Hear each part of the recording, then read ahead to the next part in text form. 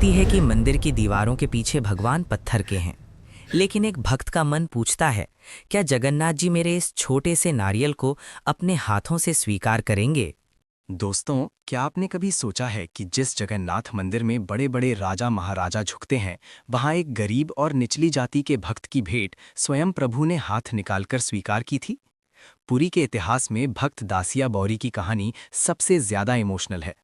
दासिया एक ऐसे परिवार से थे जिनको उस समय मंदिर के अंदर जाने की अनुमति नहीं थी, लेकिन उनकी भक्ति ने मंदिर की दीवारों को भी छोटा कर दिया था।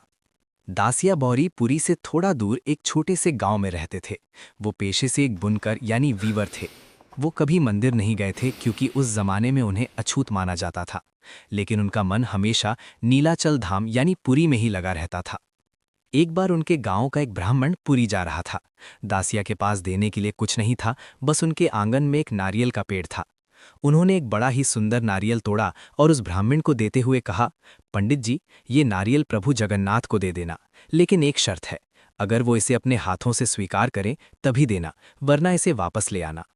ब्राह्मण ने मन ही मन हंसकर सोचा, भगवान क्या आप गरीबों का नारियल लेने बाहर आएंगे? लेकिन उसने नारियल ले लिया। जब वो पुरी पहुंचा तो उसने देखा कि मंदिर में भारी भीड़ है। वो मंदिर के गरुड़ा स्तंभ के पास गया और मूर्ति को देखते हुए दासिया की बात याद की। उसने थोड़ा चिढ़ते हुए मन में कहा, हे प्रभु, ये दासिया बौरी ने भेजा है और कहा है कि आप खुद हाथ निकाल कर लो तो ही देना। ब्राह्मण को लगा था कि कुछ नहीं होगा और वो नारियल लेकर वापस चला जाएगा, लेकिन अगले ही पल वहां मौजूद हर शख्स की आंखें फटी की फटी रह गईं। मंदिर के गर्भगृह से एक लंबा नीला और दिव्य हाथ निकलकर बाहर आया। वो हाथ सीधा उस ब्राह्मण की कोठरी तक गया और वहां से नारियल उठा लिया।